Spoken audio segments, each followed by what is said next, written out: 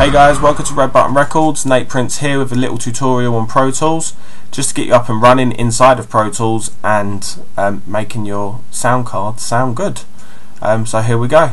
I've already loaded up Pro Tools, so this is what you'll see once you've loaded up Pro Tools. It'll come to the Quick Start box. Inside the Quick Start box you'll have the Create Session from Template, which is the Pro Tools templates that they already give you, which you can use but I recommend not to. Create Blank Session, which we'll come back to in a second. Open Recent Session, which is all of the recent songs you've been working on. And Open Session. The Open Recent Session only holds up to about 15 tracks. So the Open Session will be used for older tracks that you need to reopen. But we're going to start off with the Create Blank Session, as we are creating a blank session. The Create Blank Session will have the audio file type, which I leave mine as WAV, that's the only thing I can choose. The bit depth and the sample rate, which coincide with each other. To get your head around the sample rate and bit depth, it's easy to know that 44.1 Hz sample rate and 16-bit is demo quality to CD quality. A more common CD quality will be 48 Hz and 16-bit. 24-bit and anything over 48 will be DVD quality upwards to surround sound, 5.1, 7.1.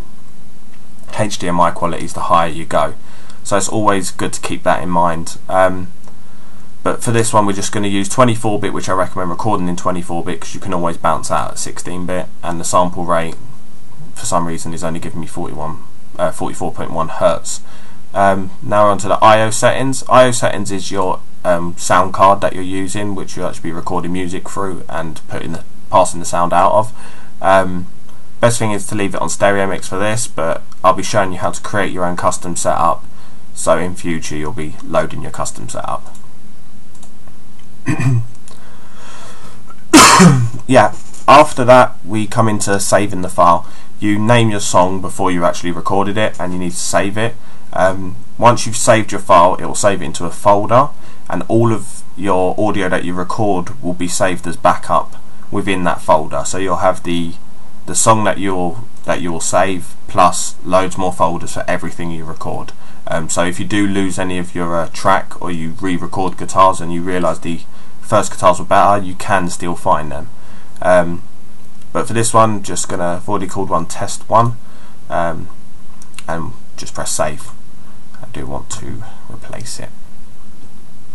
So after you've done that, Pro Tools should load up into the edit window. Hopefully, yeah. So you've opened up into the edit window with all your transport and everything here. What I normally do straight away is right click up here and press all, because then it keeps all of your floating boxes to a minimal, and you can use all your transport and your MIDI and your BPM, everything you need, your tempos and stuff. Everything you need will be in the top here. It's a lot easier to use. Before you've even put any tracks in and started recording, there's a couple of things you need to check. So you go up to Setup, you got the playback engine and the I/O. So two things that are most important in Pro Tools. The I/O settings is your sound card, which this is one we'll start with.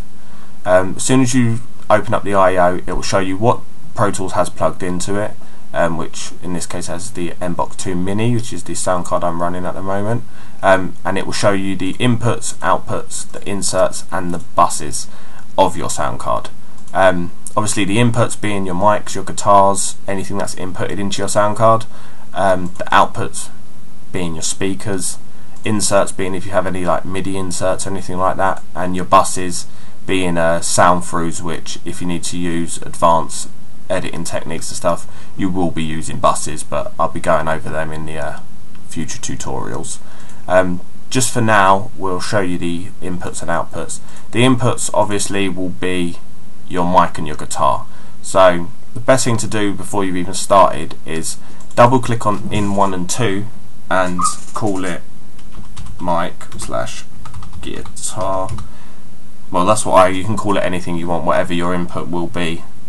And then once that's done, open it up and you'll have the two tracks, which is obviously the top one will be input 1, which for me will be my mic input, one that has the XLR and 48 phantom power, and the second one will be the guitar, which just has a jack.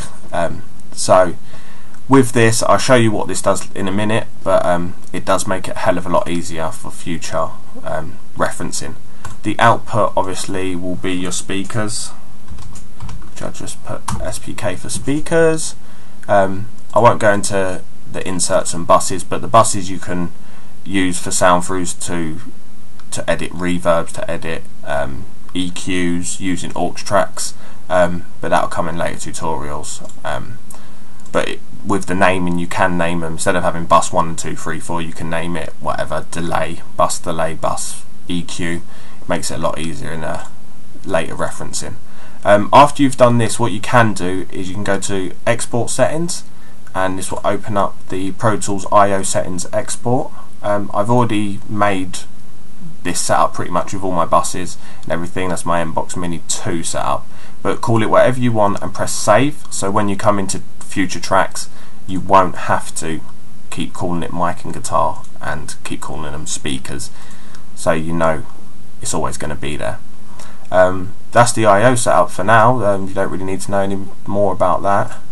And the other thing was the playback engine. The playback engine is what Pro Tools and your computer will read for outputting music and inputting music. So you have the hardware buffer size, which at the moment, for some reason, because I'm running Fraps, it's only giving me 512 samples, but it normally goes from about 34 samples to about 4,000 samples in gradual, so like 34, 64, yeah, going up and up and up and up and up. The processors is how many processors the computer will use. So if you're running Pro Tools by itself, which at the moment I'm not, you can run it at 8 processors, or if you're running it, if you want to leave space so you can still run the internet or run whatever you want on your PC, always run it a bit lower. And with them 4 processors, you can give it how much usage you want them 4 processors to use. So you can use 99% of the 4 processors. That means them 4 processors will be shut off and dedicated just to Pro Tools. Once you've got the processors and the CPU usage limit, we'll go back up to the samples. It's a bit hard to show you now because I've only got the 512 samples, but best thing with the samples is Pro Tools reads the samples as it records. So when you're recording MIDI input or audio, anything that's recording into Pro Tools, the samples will be how fast Pro Tools will read that track. So if you've got 34 samples, it will read 34 samples a second. So every second Pro Tools will be reading the 34 samples, which means it'll make it run a bit faster and easier to record. But it only gets a bit trickier when you're running MIDI devices like keyboards or drums. You have to imagine that guitars and vocals will only use between 5 and 30 samples. So when you're recording guitars and vocals and stuff like that, it's better to keep the sample rate down because it will stop latency and you'll get a better recording quality.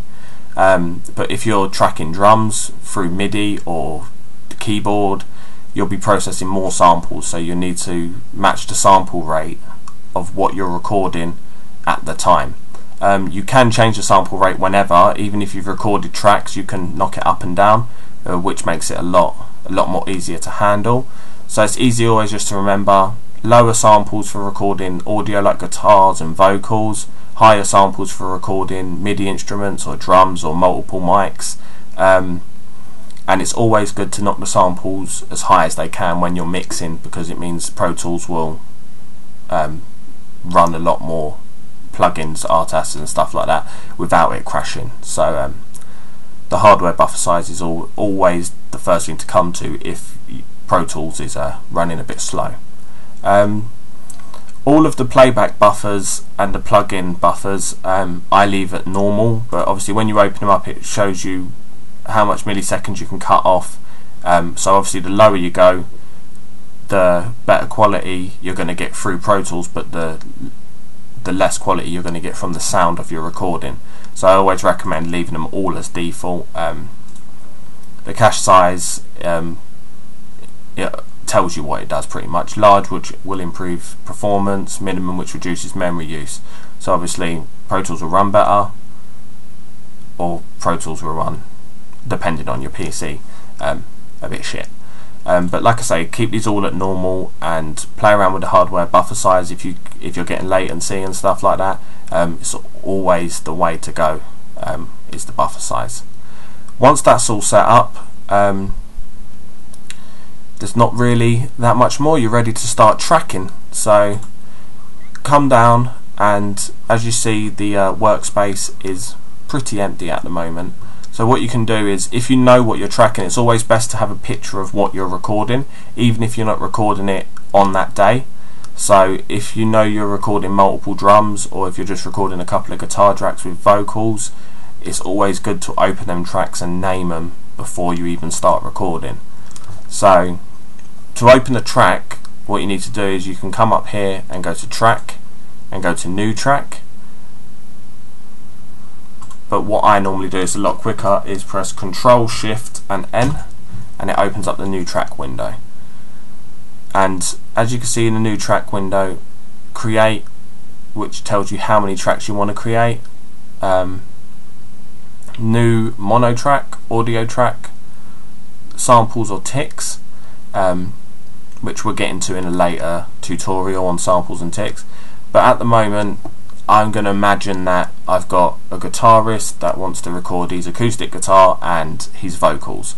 So what you would need for that is probably the XLR mic plugged in and the guitar plugged in, which we could probably do at the same time. So we'll need 2 tracks at mono, because it'll be a standard mono recording, and they'll both be audio tracks, and we'll record them at samples. If you want to add more tracks and you don't want it to be audio tracks, you can obviously press add and then come down and add as many tracks as you want. So if you wanted a stereo instrument track to maybe track some drums, MIDI drums or something like that, you can use that, but for now we won't. So we've got the 2 tracks, and we'll press create. Once we've created the tracks, they'll both pop up. There's a couple more things to do before you actually start, and that is making sure the inputs and the outputs and the tracks are named right. So if we take the track 1 to be our imaginary guitarist vocals, we will call it vocal. So now this track will be called vocal, and this one will be obviously the imaginary guitar. And to change the name, all you have to do is double click on the name, standard with most programs. And once you've set up the vocals and guitars, come over to the I/O settings, which the I/O settings obviously is what we've set up before in setup I/O. So come down to I/O settings, and it's already pre-done because Pro Tools does that for you. It gives you the 2 most available slots if you're running audio tracks, or if you've got 10 available slots, it'll give you the first 10.